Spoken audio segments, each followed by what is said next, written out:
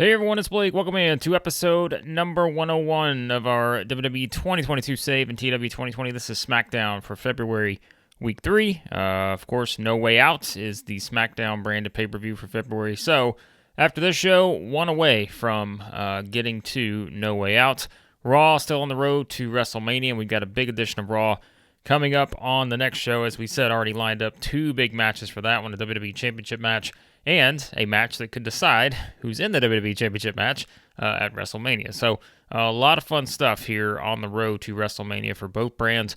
But let's get into SmackDown, and we start on the pre-show. Chelsea Green getting a win over Eva Marie, 7:23-37. So one of our worst probably matches we've ever done on the pre-show, or any of our shows, I guess, for that matter. But remember, when I started this 2021, so Chelsea Green was not very over. She's still, I'm pretty sure, in the 30s in terms of popularity. Eva Marie, I think, maybe like 40, 42, actually maybe a little bit higher, because from what I remember, when I booked this match, I got the note that Eva Marie was extremely unhappy with losing to Chelsea Green. So I didn't care because she's not the priority. Chelsea Green is, and you'll see why, of course, here in a second. But yeah, so Chelsea Green gets the win. Came over at the Rumble and gets a win here on the pre-show. And Eva Marie will be very upset with us, but yeah, whatever. All right, to the main show here we go. And we start with where we left off last week. And that is when Mick Foley is at his desk as the general manager of SmackDown. And Foley announces that he had a lot of people come to him after Roman Reigns requested that he and Jimmy Uso, who's going to be his opponent in the main event at No Way Out for the Universal title, team up this week to face anyone on SmackDown.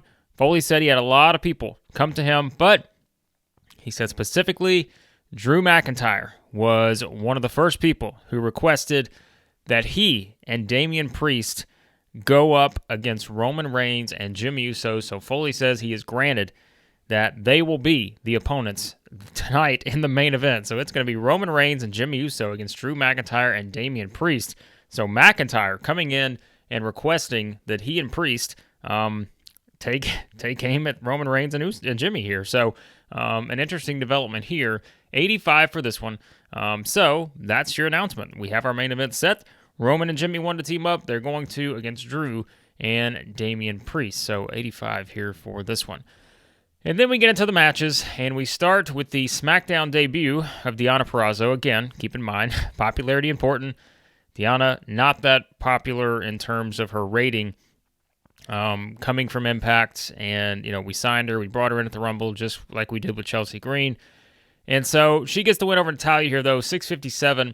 The Fujiwara armbar does it, so it gets a 46, not great. Crowd turned off. I pretty much expected this because, again, I'm pretty sure Deonna is in the 30s in terms of overness, maybe low 40s. Natalya's in the 40s.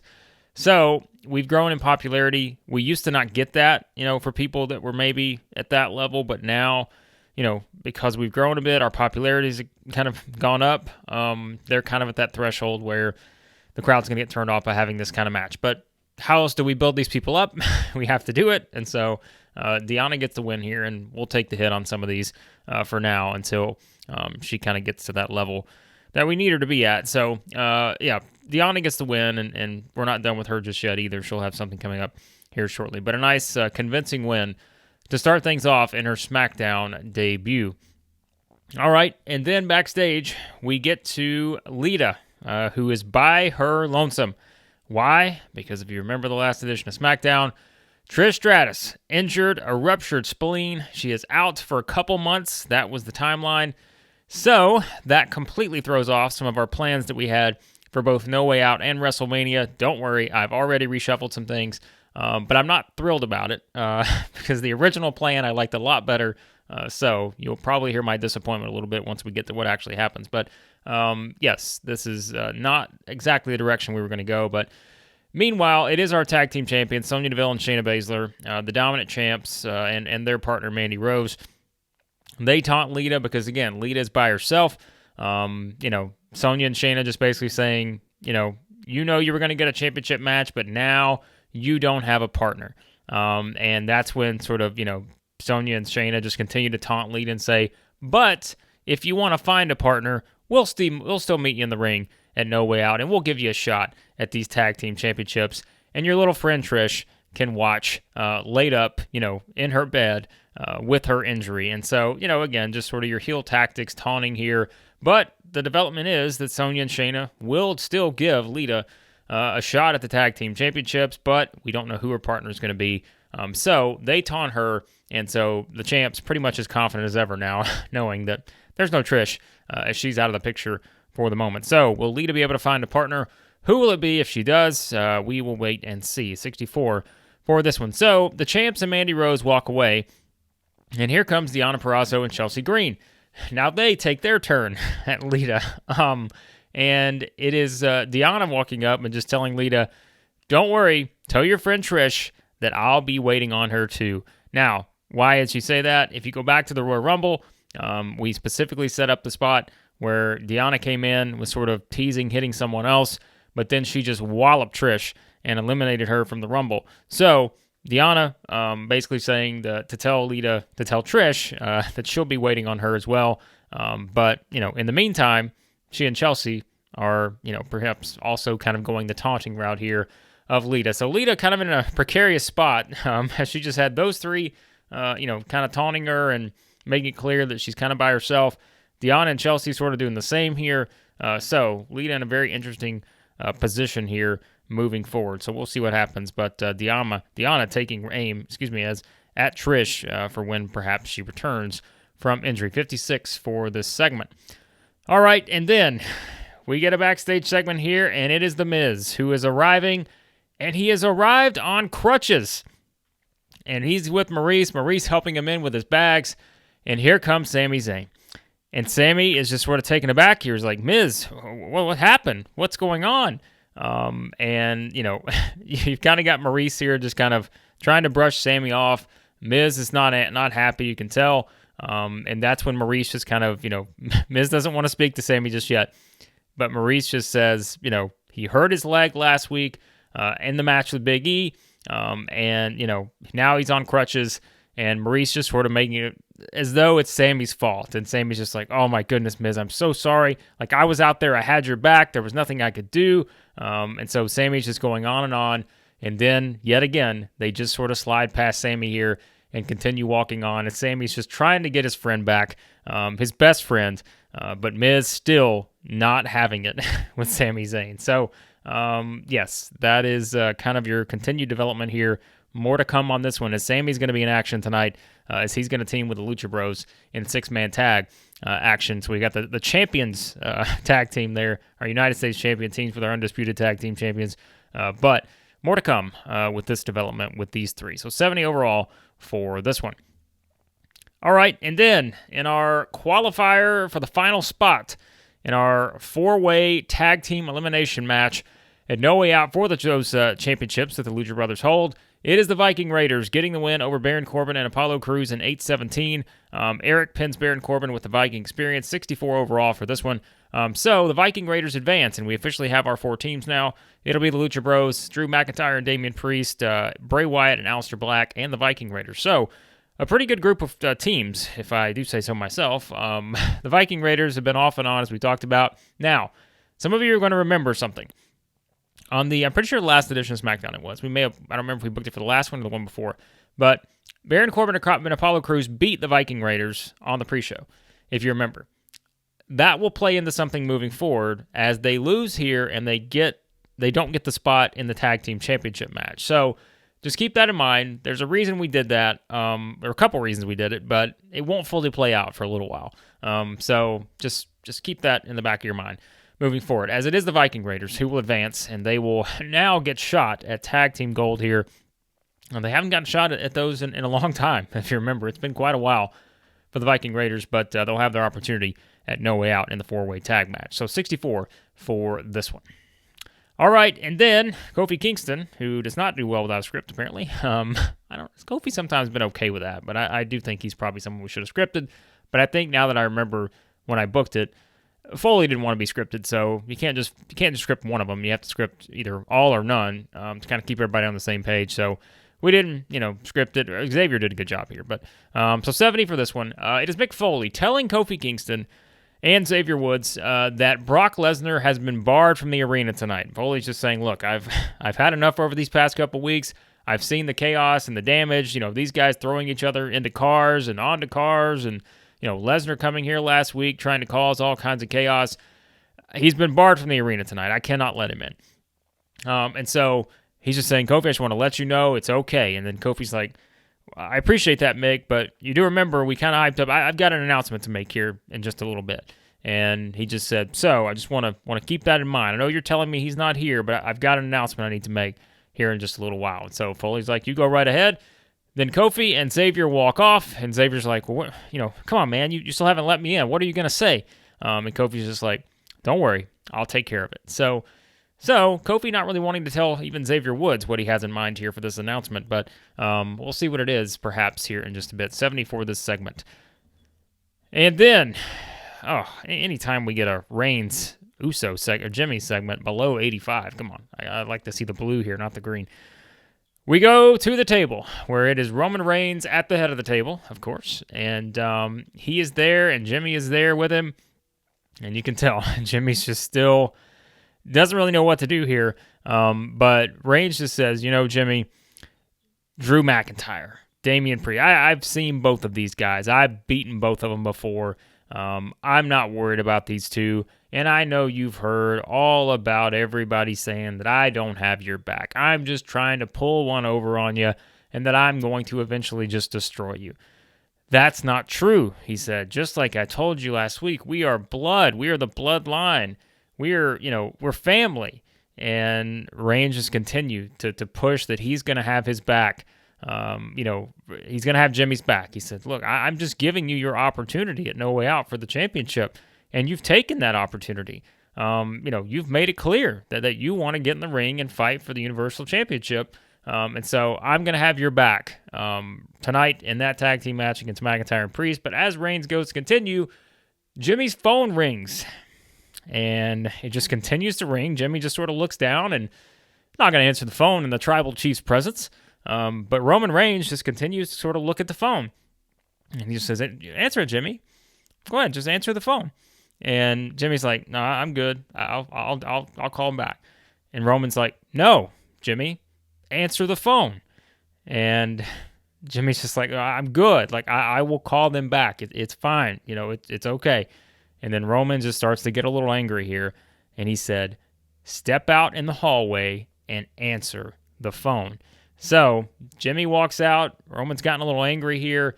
And so apparently Jimmy answers the phone, but we have no idea who it is or what the conversation is, as Roman just kind of sits back and watches Jimmy go into the hall to answer this phone call. So 83 for this one. Jimmy struggles going off script, but that didn't help either.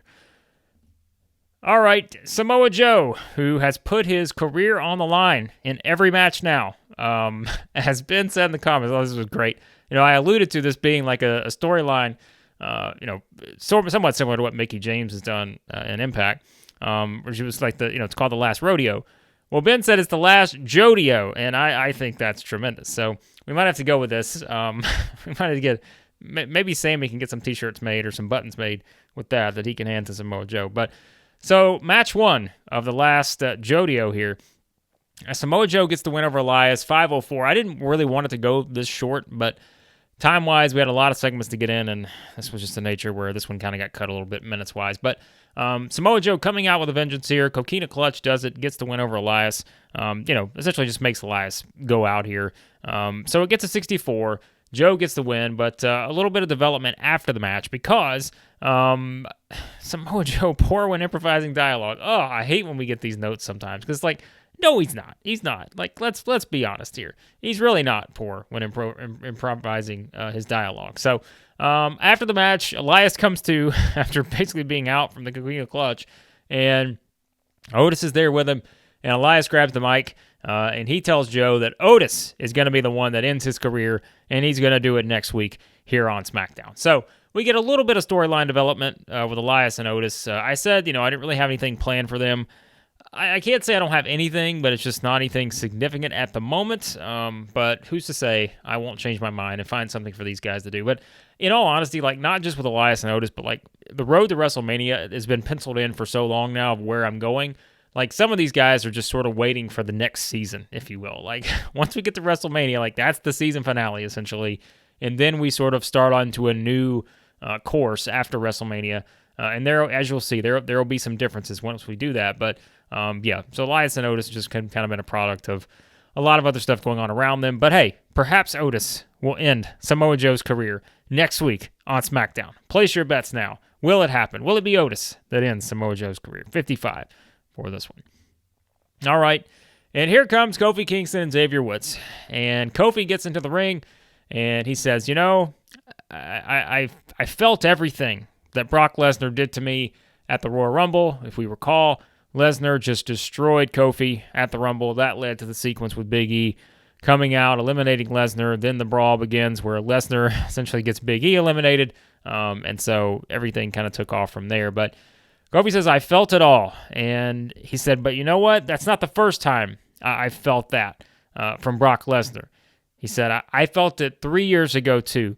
Whenever I stood in this ring as, the WWE champion, my dream fulfilled, and then it was all taken away from me in a matter of seconds from Brock Lesnar. And he said, I never got a chance after that to be able to step up to Brock Lesnar, to get my rematch, to get my revenge on, what was done to me. And yet, it feels similar now, where I understand that Brock Lesnar wants to take care of his business with my friend Big E. But Kofi says, I'm my own man, and I'm not going to sit back and let someone else fight for me. He said, I'm going to be the one that does the fighting now, because last time I didn't get that opportunity. This time, I'm not going to let it slip by. And you can see Xavier Woods starting to say, hold on a second, Kofi, what are you saying here? And that is when Kofi Kingston says, so I am challenging Brock Lesnar one-on-one. Meet me in this ring at No Way Out, and it will just be me and you, Brock. And Xavier's like, whoa, hang on a second, Kofi. Like, what are you doing? Like, hold on a second. We can get Big E. I'll be there. And Kofi's like, no. He says, me and Brock Lesnar one-on-one. I have to do this. And again, he's playing up losing the WWE title, getting squashed by Lesnar back in 2019. Now Lesnar essentially squashes him at the Royal Rumble, destroying him on the table, all those things. And Kofi's just like, I'm going to be my own man, and I'm going to handle this myself. So Xavier Woods is not thrilled with this idea. He continues to go at Kofi. Kofi, though, just drops the mic and goes to get out of the ring. So Kofi Kingston has issued a challenge to go one-on-one with Brock Lesnar at No Way Out. Wow. So we'll see what happens. We'll see what Brock's response is. He's barred from the arena tonight. And what will Big E have to say about this? Because Big E is a Raw superstar. A lot of dynamics to be figured out here ahead of what could be a very significant match at No Way Out. So 70 for this one. Kofi Kingston has issued the challenge to the Beast incarnate. And now, oh my. Well, I said earlier that Chelsea Green and Eva Marie may be an awful match. Well, here's another one that's awful. 38 for this one, as Raquel Gonzalez gets the win over Dana Brooke. 5:07. The tequila shot. I know why this got knocked a little bit, because we had to use storytelling, so that immediately knocks it for them having to hold back. But Raquel's matches I would expect better from. But really, that's what took it below that 40 threshold. And again, I mean, Dana's not very over, so popularity-wise, in-ring performance, it just wasn't great. So, so 2 women's matches in the 30s on this show. Not our ideal course, but as we said, we are having to build up some people, and Raquel's going to get a shot at the Women's Championship, or the SmackDown Women's Championship, at No Way Out. But so she gets the win here over Dana Brooke. Squash match, essentially, that's what it is. 38. It is what it is. I'm not real concerned about it. Again, it's fine. Anyways, a lot more to this as we go backstage, and it's Pat McAfee with Bianca Belair. They're watching on the screen. Raquel is just, dominated Dana Brooke here. And, Pat's just asking what Bianca's mindset is, knowing that, now she's going to have this championship match. It was scheduled for the Rumble. Raquel got hurt, but now it's on at No Way Out. Bianca Belair versus Raquel Gonzalez. And Bianca just says, look, I'm finally ready to get in the ring with Raquel. She's attacked me multiple times. We were going to settle it at the Royal Rumble. We didn't get the chance. Well, now I'm going to settle it, at No Way Out. And here comes Paige, because remember last week it was Paige kind of stepping in front of Bianca and stepping up to Raquel Gonzalez, and Raquel just threw her like a rag doll. And so that was kind of the development, as Raquel just threw Paige, then stepped up to Bianca. And so Paige is saying, look, Bianca, I want the same. And so we're continuing to build these dynamics, knowing we've got Bianca Belair versus Raquel at No Way Out, but we also got Paige against Asuka, with the winner taking on the champion at WrestleMania. So Paige is kind of stepping up and saying she wants a shot at Raquel too. So that's kind of, just kind of the motivation here. But then here comes Asuka and Kairi Sane. And it is Asuka coming up and staring at Paige, because as we said, they're going to face off at No Way Out, because they were the final 2 SmackDown women's competitors in the Rumble. So who's going to face the champion at WrestleMania?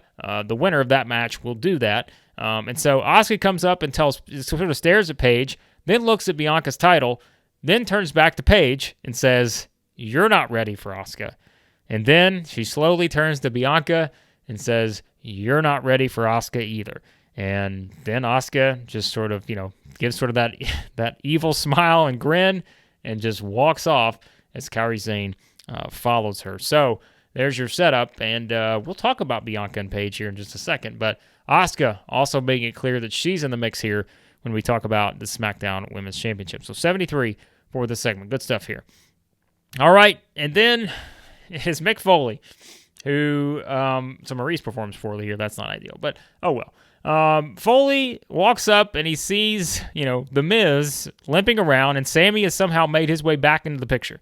And Foley just, saying, "Miz, I wanted to come see you because, we've got this triple threat match at No Way Out. Sami Zayn defends that championship right there against you and John Cena in a triple threat match. So I need to know, are you going to be able to make this match, or do I need to just take you out of the match and make this a one-on-one between Sami Zayn and John Cena?" And then Miz quickly jumps up and says, No, you don't need to take me out of the match. He said, "I'm hurt." He said, "I'm hurt, Mick, but I will be okay. I don't care what I have to do. If I have to wrestle this match on one leg, I will, because I'm going to be in there to help my friend." And then Miz turns to Sami Zayn, and Miz just finally, Sami's starting to smile again. First time Miz has really talked to him, since everything that happened at the Rumble. And Miz just looks at Sami, and without saying a word, Miz reaches into his own pocket. And what does he pull out? None other than the button that says Sami's best friend. And Miz has Maurice take the button and pin it onto his shirt. And Sami is just glowing at this point, as Mick Foley is over here just shaking his head. And so, perhaps The Miz has finally come back around. Sami's excited, and he gets so excited he says, "Miz, I want you, come on out. You're going to come to the ring with me. I'm going to find you a seat at ringside. We're going to get you the best seat money can buy right out here to watch this next match that I'm in." And so they take off as Sami and Miz and Maurice head out to the ring. And we have Sami finding Miz a seat ringside to watch this next, like we said, the 6-man tag we're going to have with Sami and the Lucha Bros. So The Miz officially has the button back, as he is now Sami's best friend. 78 for this one. And it is Sami Zayn and Lucha Bros getting a win over Grand Metalik, Humberto Carrillo, and Lince Dorado in 828, 77 overall for this one. So the champs all on board here, and they team up to get the win. Just as a note, so at the end of the show, you'll see the ratings. I had to actually record this now in 2 parts. We had a technical glitch, and so luckily, you guys know, I've said it, I'm like, it happens. Like I have to make backups, multiple backups before I go in doing these shows, because either the recorder doesn't work, which we've seen multiple times now in the series, or we have an issue just with the game or something like that. So I had a technical glitch, and I had to go back and actually get the game back to this point, to this match. So this was kind of the cutoff. So if we go back and you'll see the ratings, some of them may not actually pair up with what we actually talked about previously to this match. So I just but no one got injured or anything like that. There was no significant change. So just want to let you guys know that up front. If you're like, wait a second, that guy said that rating was an 82 and it was actually an 85, and that's why. So not a huge deal, but again, that's why I make backups, because it tends to happen sometimes whether it's my own fault, recording-wise, or just a technical issue or something. So 77 for this match, and Sami's best friend, Miz, ringside to watch it. Everyone's just so happy. So happy. I'm sure that will continue. 77 for this one. All right, after the match, lights go out, and what happens? Here they are. Bray Wyatt and Aleister Black, as they appear behind the Lucha Bros. No sort of, physicality, anything like that. We just have sort of the visual of these two teams kind of staring each other down. So that's kind of the visual you get here. Of course, Aleister Black, Bray Wyatt will be part of the four-team elimination match for those tag team championships at No Way Out. So 73 here for this one. All right, and then I didn't have enough room, so I had to put all this into one segment.